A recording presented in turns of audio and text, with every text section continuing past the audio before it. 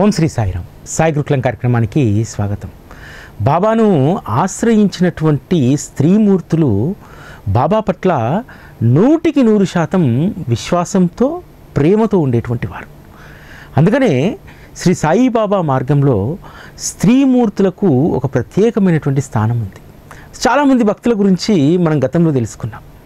Even Jogu లాంటి వాళ్ళు, తర్వాత తాత్య లాంటి వాళ్ళు అనేక మంది బాబా చెప్పినటువంటి విషయాలను చాలా సందర్భాల్లో పెడచెవిన పెట్టేటువంటి వారు. బాబా 10 విషయాలు చెప్పితే అందులో 6 విషయాలు 7 విషయాలు మనస్ఫూర్తిగా సమ్మతించేటువంటి వారు.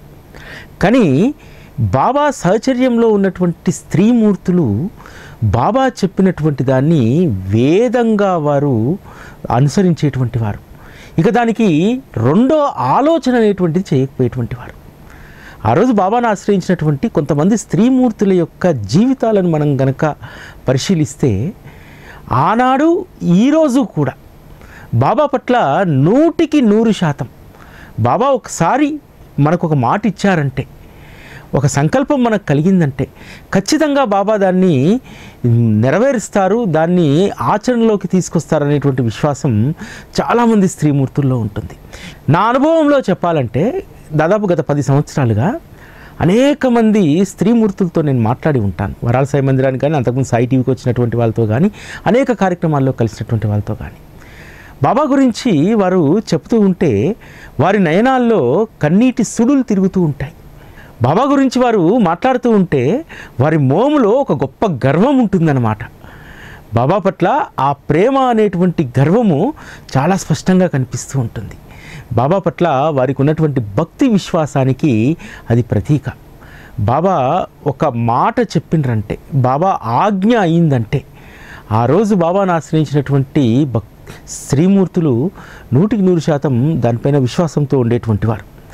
ఒకసారి 1913వ సంవత్సరంలో దుర్గాబాయి కర్మాకర్ అనేటువంటి ఒక ఆడబిడ్డ చేతిలో 8 నెలల పిల్లవాడిని వేసుకొని ద్వారకామాయికి వస్తుంది. ద్వారకామాయిలో బాబా పాదాల చెంత తన బిడ్డను పెట్టి తన యొక్క దీనస్థితిని చెప్పుకుంటుంది. బాబా, నాకు నా అనేటువంటి వారు ఎవరూ లేరు, నా ఆలనా పాలన చూసేటువంటి వారు కూడా నాకు లేరు, మిమ్మల్నే నమ్మి మీరే దిక్కని వచ్చాను, నాకు ఏదో ఒక మార్గాన్ని చూపి నన్ను ఇక్కడి నుంచి పంపించండి అని అడుగుతుంది. బాబా ఆ స్త్రీమూర్తి వైపు చూసి ఒక మాట చెప్తారు.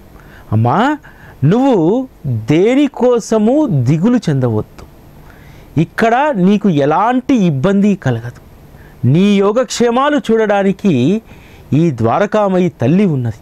కాబట్టి నువ్వు చేయాల్సింది ఒక్కటే, 3 రోజుల పాటు అన్నపానీయాలు మాని ఎవరితో ఏమీ మాట్లాడకుండా, ఎవరు ఏమీ అడిగినా ఏమీ చెప్పకుండా 3 రోజులు ఆ వేప చెట్టు కింద గురుస్థాన్ దగ్గర ఉండమ్మా, తర్వాత నీకొక మంచి మార్గాన్ని భగవంతుడు చూపెడతాడు అని అంటారు. సరే బాబా, నేనంటే 3 రోజులు ఉండగలుగుతాను, కానీ 8 నెలల పసిగుడ్డు నా బిడ్డ, వాడు పాలు లేకుండా ఉండడు అని అంటుంది. నేను చెప్తున్నాను కదా, వాడికి పాలు అవసరం లేదు, వాడు హాయిగా పడుకుంటాడు, నువ్వు వాడిని ఏమీ ఇబ్బంది పెట్టకు, వాడు నిన్ను ఏమీ ఇబ్బంది పెట్టడు అని చెప్పి బాబా ఆవిడ అక్కడి నుంచి పంపించేస్తారు. బాబా చెప్పినట్టుగానే ఆవిడ 3 రోజుల పాటు అన్నపానీయాలు లేకుండా, ఈవెన్ వారు శౌచాలయానికి కూడా వెళ్ళకుండా తల్లి కొడుకు ఇద్దరు అక్కడే గురుస్థాన్ దగ్గరే ఉంటారు. అంతేకాదు ఆ 3 రోజులు ఏ ఒక్కసారి కూడా ఆ 8 నెలల పసి బిడ్డ పాల కోసం ఏడవలేదు, తల్లిని ఇబ్బంది పెట్టలేదు. 3వ రోజు గడిచిన తర్వాత 4వ రోజు బాబా లెండీకి వెళ్ళి వస్తూ ఆవిడకు 2 రొట్టె ముక్కలు ఇచ్చి పిల్లవాడి పాల కోసం 2 రూపాయలు ఆ తల్లి చేతిలో పెడతాడు.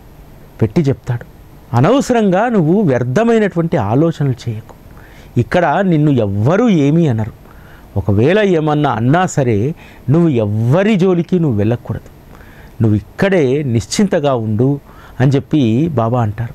అప్పుడే బాబాతో పాటు అక్కడ హోటల్ నిర్వహిస్తున్నటువంటి ఒక వ్యక్తి ఉంటారు. ఆయన అంటారు, నేను ఈ పిల్లవాడి అదేవిధంగా ఈవిడ బాధ్యత నేను చూసుకుంటాను, నా హోటల్లో పని ఇస్తాను అని చెప్పి వారి యొక్క పోషణకు కావలసినటువంటి జీతాన్ని ఇచ్చి ఆ హోటల్లో పనికి నియమించుకుంటాడు. అప్పుడు బాబా పాదాలపైన ఆ తల్లి పడి వేడుకుంటుంది, బాబా జీవితకాలం ఇదే తోడు మీరు నాకు ఉండాలి అని చెప్పి. అంటే తప్పకుండా నా వారిని నా వద్దకు చేర్చుకున్న తర్వాత వారి బాధ్యతంతా కూడా నాదే అని చెప్పి బాబా ఆమెకు అభయాన్ని ఇస్తారు. ఆవిడ విధి వంచితురాలు కాబట్టి బిడ్డకు నామకరణం కూడా చేయలేదు. బాబా చేతికిచ్చి బిడ్డను, బాబా వీడికి నీవే నామకరణం చేయాలి, వీడి భవిష్యత్తు నువ్వే చూసుకోవాలి అని చెప్పంటే బాబా ప్రేమగా ఆ పిల్లవాడి చెవిలో రఘునాథ్ అని చెప్పి నామాన్ని చెప్తాడు. ఆ నామమే ఆవిడ తన కొడుకు రఘునాథ్ అని చెప్పి పేరు పెట్టుకుంటుంది. ఆవిడ ఎంతో కష్టపడేది, ఏ పనైనా సరే చేస్తూనే ఉండేది. 24 గంటలు పని ఇచ్చినా సరే ఆ పనిని చేస్తూనే ఉండేది. తను కేవలం ఒక 7-8 రోజులు షిరిడీలో ఉండి వెళ్దామని చెప్పి వస్తుంది. ఆ గడువు ముగిసిన తర్వాత బాబా దగ్గరికి వెళ్తుంది. బాబా ఇక నేను ఇక్కడి నుంచి తిరిగి వెళ్తాను, నాకు సెలవు ఇప్పియండి అంటే బాబా అంటాడు, ఇక్కడికి రావడం మాత్రమే నీ నిర్ణయం, ఇక్కడి నుండి నిన్ను బయటికి పంపించే ప్రసక్తే లేదు. ఈ జన్మలో నీ ఆలనా పాలనా చూడాల్సినటువంటి బాధ్యత నాది. నా వారు ఒకసారి నా దగ్గరికి వచ్చిన తర్వాత తిరిగి వెళ్ళడం అనేటువంటిది జరగదు, నువ్వు ఇక్కడే స్థిరపడు అని చెప్పి ఆవిడ చెప్తారు. ఆ విధంగా అక్కడ తోచిన పని చేసుకుంటూ జీవితాన్ని గడుపుతూ ఉంటుంది. కాకపోతే ఆమె ముక్కుసూటితనం, దాంతో కొంత ఇబ్బంది పడాల్సి వస్తుంది. అంతేకాదు తన అభాగ్య స్థితిని అనేక మంది నిందిస్తూ ఉంటారు, తనను చూసి అనేక మాటలు అంటూ ఉంటారు. చాలా సందర్భాల్లో ఆ దుఃఖాన్ని దిగమింగుకొని ఉంటుంది. కానీ ఒకరోజు బాబా పాదాలు ఒత్తుతూ ఉండగా ఆ మాటలన్నీ గుర్తొచ్చి ఏకధాటిగా కన్నీటి ధార కారుతూ ఉంటుంది. ఆ కన్నీటి ధార బాబా పాదాలను ప్రక్షాళన చేసేంతగా అంతగా కన్నీటి ధార కారుతూ ఉంటుంది. అది చూసినటువంటి బాబా ఒక మాట చెప్తాడు, లోకులతో మనకేం పని, లోకులు ఎన్ని మాటలన్నా సరే దాన్ని మనం పట్టించుకోవాల్సినటువంటి అవసరం లేదు. భగవంతుడు నీకు మంచి జీవితాన్ని ఇచ్చాడు కాబట్టి లోకులతో మనకు పని లేదు అని చెప్పి బాబా చెప్తాడు. అప్పటి నుంచి తనను ఎవ్వరు ఏమన్నా సరే ఆవిడ అస్సలు మనసుకు తీసుకునేటువంటిది కాదు. ఈ సందర్భంగా బాబా ఒక మాట చెప్తారు, వీలైనంత వరకు నువ్వు ఎవరితో మాట్లాడకు, మౌనంగా ఉండు అని చెప్తారు. ఇది అంతకంటే ముందే బాబా చెప్పినాడు. నువ్వు 3 రోజుల పాటు ఎవరితో మాట్లాడకుండా అన్నపానీయాలు మానేసి గురుస్థాన్ దగ్గర కూర్చోమని చెప్పాడు కదా, మళ్ళీ అదే మాట చెప్తాడు. మనకు ఏదైతే శ్రేయస్సుకరమో దాన్ని బాబా పాటించమని చెప్తాడు. ఎందుకంటే ఈవిడ దుర్గాబాయి కర్మాకరు ఇతరులతో మాట్లాడలేదనుకోండి, అందరితో మౌనంగానే ఉందనుకోండి, వారు తిరిగి మాట్లాడాల్సినటువంటి అవసరం లేదు, ఎవరితో మాట పడాల్సినటువంటి అవసరం లేదు. కేవలం నీ పని నువ్వు చేసుకొని ఎవరితో నువ్వు మాట్లాడాల్సిన అవసరం లేదు, సాధ్యమైనంత వరకు మౌనంగా ఉండు అని చెప్పి బాబా చెప్పారు. జీవితకాలం దుర్గాబాయి కర్మాకరు ఇదే నియమాన్ని పాటించింది. ఆమె సేవకు ఎంతోమంది మెచ్చారు. ప్రతిరోజు ఆవిడ తన పని ముగించుకొని ద్వారకామాయికి వచ్చి దునిపైన బియ్యం ఎసరు పెట్టి అన్నం ఉండేది. ఆ అన్నం ఉడికేంతసేపు బాబాకు వీపును మర్దన చేసేది. అన్నం ఉడికిన తర్వాత బాబాకు నైవేద్యాన్ని సమర్పించి తన బిడ్డకు తాను కావలసినటువంటి ఆహారాన్ని అక్కడి నుంచి తీసుకెళ్ళేటువంటిది. ఈమె సేవను చూసినటువంటి కపర్దే ఆమెకు ప్రతీ నెల కూడా ఒక 15 రూపాయలు ఇవ్వాలని చెప్పి నిర్ణయించుకుంటాడు. దాంతో ఆవిడ జీవితానికి కొంత ఆసరా అవుతుంది. ఒకసారి బాబా ఒక మాట చెప్తారు, దుర్గాబాయి ఇక్కడ నాకు ఇంత సేవ చేస్తున్నావు కదా, ఖండోబాలో ఉపాసిని బాగా నీరసించిపోయాడు, ఆయనకు ఇదే నైవేద్యాన్ని నువ్వు సమర్పించు అంటారు. బాబాకు నైవేద్యం సమర్పించిన తర్వాత రోజు నుంచి ఉపాసిని మహారాజు దగ్గరికి వెళ్ళి నైవేద్యాన్ని సమర్పించేది. ఆ రోజు ఉపాసిని మహారాజు ఎవరైనా సరే దగ్గరికి వస్తే విపరీతంగా తిడుతూ రాళ్ళు విసిరేటువంటి వాడు. కానీ దుర్గాబాయి వచ్చినప్పుడు ఏమాత్రం కూడా నైవేద్యం స్వీకరించడానికి అభ్యంతరం తెలియజేసేటువంటి వారు కాదు. ఇక్కడ ప్రధానమైనటువంటిది బాబా ఆజ్ఞ. దుర్గాబాయికి బాబా ఆజ్ఞ ఏమిచ్చాడు, నువ్వు వెళ్ళి ఉపాసిని కూడా సేవించుకో అని చెప్పాడు. ఇది బాబా ఆజ్ఞ. కాబట్టి ఉపాసిని కూడా ఆ ఆజ్ఞను శిరస వహించాడు. అలా ఉపాసిని మహారాజుకు సేవ చేస్తూ ఉండేది. తర్వాత షిరిడి వదిలి వెళ్ళిపోయిన తర్వాత కొన్ని సంవత్సరాలకు వారు సకోరికి వచ్చారని చెప్తే, సకోరికి కూడా ఇక్కడ బాబాకు నివేదన చేసిన తర్వాత సకోరికి కూడా నైవేద్యాన్ని తీసుకెళ్ళి ఉపాసిని మహారాజుకు నివేదించేటువంటిది. అంటే సద్గురువు యొక్క ఆజ్ఞను పాటించడం ద్వారా 100% ఆవిడ పాటించింది. మొదట బాబా ఏం చెప్పాడు, అది చాలా కఠినమైనటువంటిది. నువ్వు 3 రోజులు అన్నపానీయాలు మానే అన్నాడు. సరే, ఆవిడ మానేయగలుగుతుంది, 3 రోజులు తట్టుకోగలుగుతుంది. బిడ్డ పరిస్థితి అడిగితే బాబా ఏం చెప్పాడు, నువ్వు వాడి గురించి ఏమీ ఆలోచించవద్దు, వాడిని హాయిగా పడుకోనివ్వు, వాడు పాల కోసం అస్సలు నేను ఏమీ అడగడు అని చెప్పాడు. అదే విధంగా జరిగింది. అంటే సద్గురువు యొక్క ఆజ్ఞను మనం పరిపాలిస్తే సకలం అన్నీ నెరవేరుతాయనడానికి దుర్గాబాయి యొక్క జీవితం మనకు నిదర్శనం.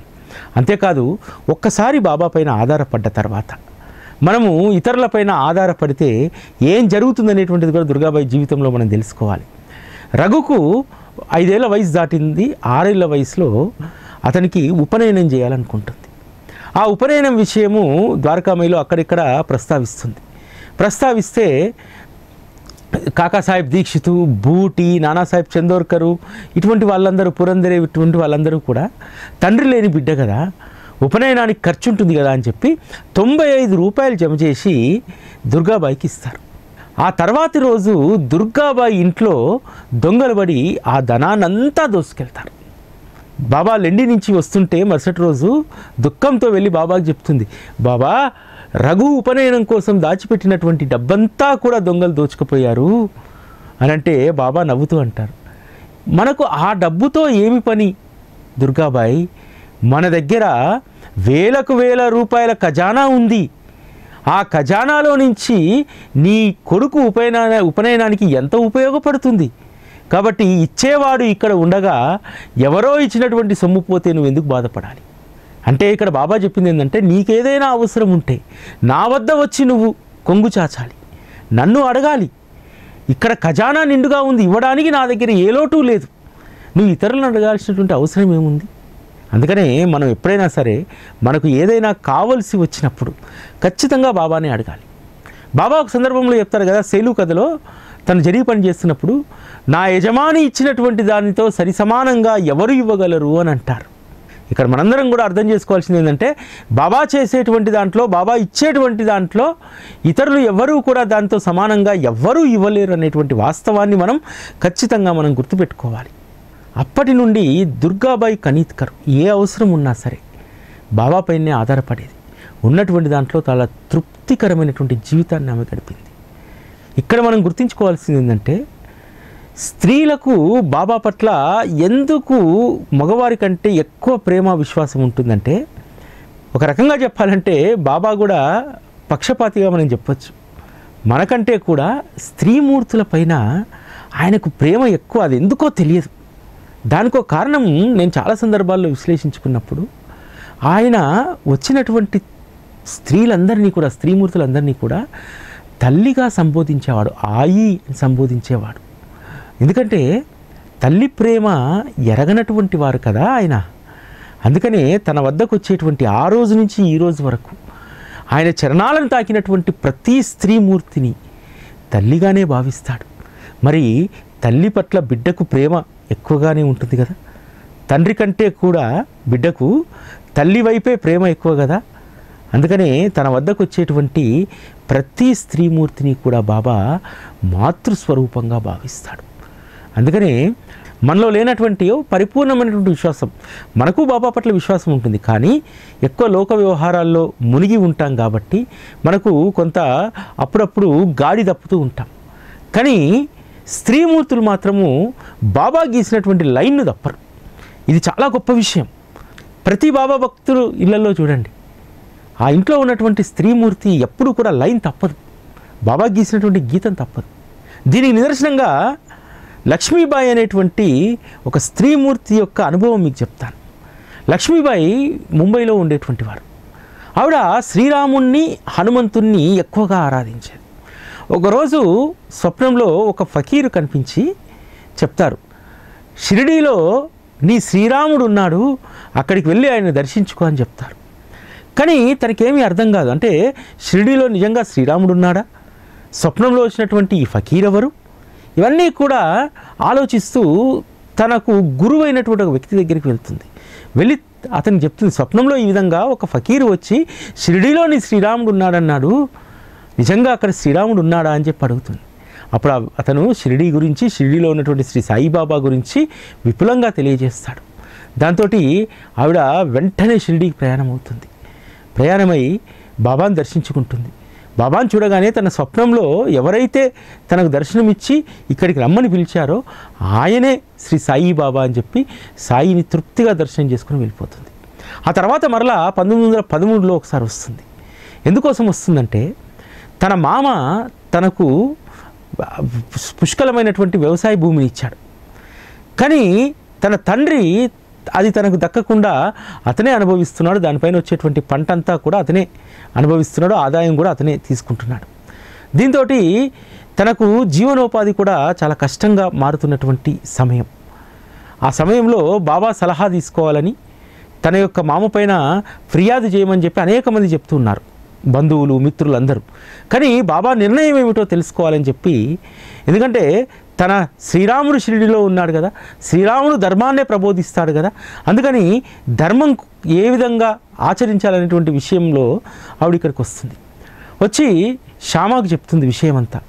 ఈ విధంగా మా తండ్రి నాకు ఒక్క రూపాయి కూడా చెందకుండా మా మేనమామ ఇచ్చినటువంటి పొలాన్నంతా కూడా అతనే స్వాధీనపరుచుకున్నాడు అని అంటాడు. సరే అని చెప్పి శ్యామ, లక్ష్మీబాయి ఇద్దరూ కూడా ద్వారకామాయికి వెళ్తారు. వారు అక్కడ కూర్చోగానే బాబా ఒక కథ చెప్పడం ప్రారంభిస్తాడు. కాకి అంటే అత్త. కాకి ఎందుకు బాధపడుతుందో అర్థం కావట్లేదు. మన అన్న పూర్తిగా పొలాన్ని తీసుకున్నాడు, ఆస్తిని తీసుకున్నాడని చెప్పి అనుకుంటుంది. మరి అన్న నిజంగా ఎందుకు తీసుకున్నాడో ఆ కాకికి తెలియదు. ఆ కాకి ఏమో అన్న పైన కోపంగా ఉంది అని అంటారు. అదే సందర్భంలో అన్నా చించినికరు అక్కడ బాబా పాదసేవ చేస్తూ ఉంటాడు. వెంటనే అన్నా చించినికర్ అంటాడు, బాబా మీరు నన్ను సంబోధించి అంటున్నారు, నేను ఎప్పుడూ కూడా ఏ అత్త సొమ్ము నేను తినలేదు అని అంటాడు. అప్పుడు బాబా అంటాడు, నువ్వు కాదు, అక్కడ కూర్చొని దిగులుగా కూర్చుందే ఆ లక్ష్మీబాయి గురించి నేను మాట్లాడుతున్నాను అని అంటారు. వెంటనే ఆవిడ వెళ్ళి బాబా పాదాలను పట్టుకొని, బాబా నా జీవితానికి ఏ ఆసరా లేకుండా చేస్తున్నాడు అన్నా అని అంటే, అమ్మా అన్నా మనవాడే కదా, తింటే తినని భగవంతుడు నీకు పుష్కలంగా ఇవ్వదలుచుకున్నాడు, అటువంటప్పుడు అన్న పైన ఫిర్యాదు చేయడం ఎందుకు అని అంటాడు. దాంతో తనకు అర్థమవుతుంది, బాబా తన తండ్రి పైన ఫిర్యాదు చేయడానికి, కేసు పెట్టడానికి అనుమతించలేదు. బాబా ఆజ్ఞని శిరసా వహించాలని చెప్పి నిర్ణయించుకుంటుంది. బాబా ఇంకో మాట చెప్తాడు, అమ్మా నీవు నేను అన్న నాసిక్లో ఉందాం, నాసిక్లో మనకు మంచి జరుగుతుంది అని అంటారు. తనక ముంబై నుంచి నాసిక్ వచ్చేస్తుంది. బాబా చిత్రపటం ఒకటి ఇంట్లో పెట్టుకొని ఉంటుంది. అక్కడ తెలిసినటువంటి వారు తనకు నర్సింగ్లో శిక్షణ ఇప్పిస్తారు. ప్రసూతి చేయడంలో గొప్ప హస్తవాతి కలిగినటువంటి నర్సుగా ఆవిడ పేరు పొందుతుంది.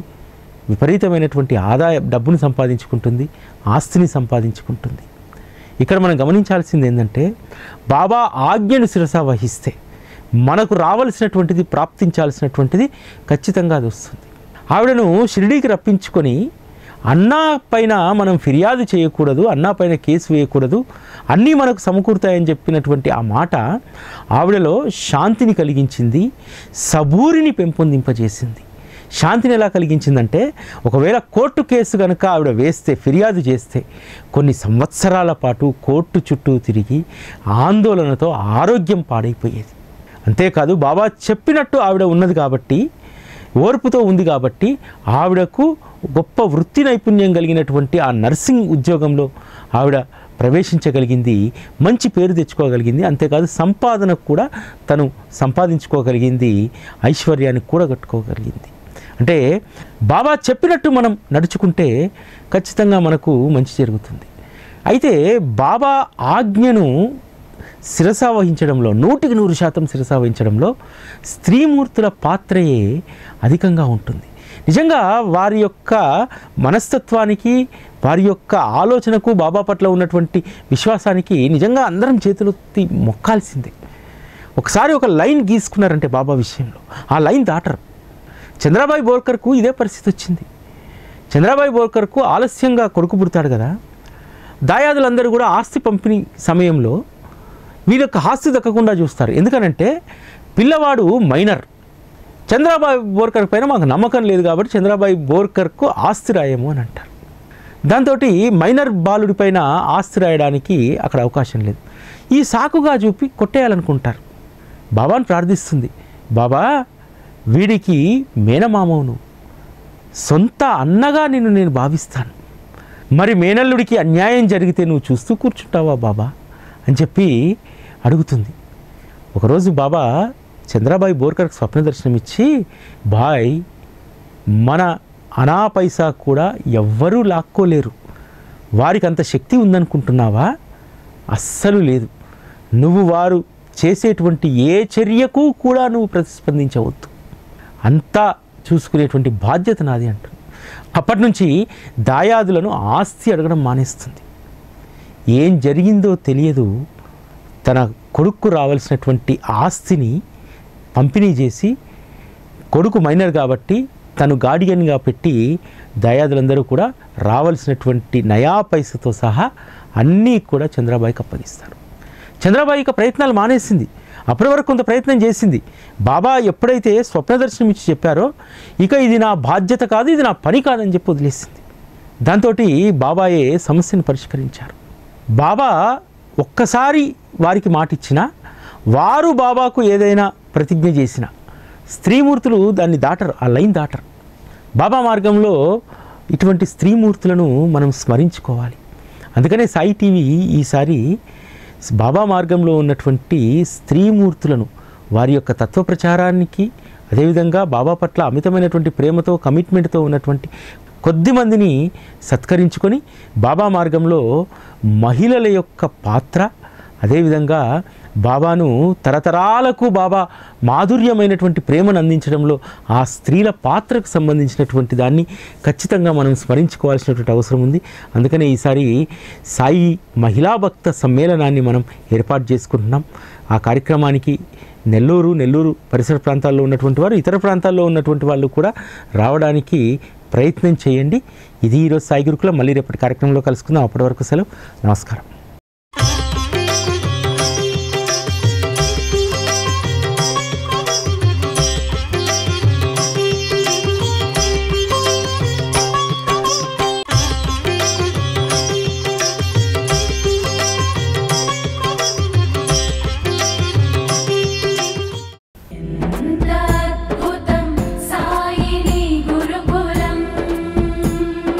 శిక్షణే తప్ప శిక్షలు లేని శరణాగతి సౌదం.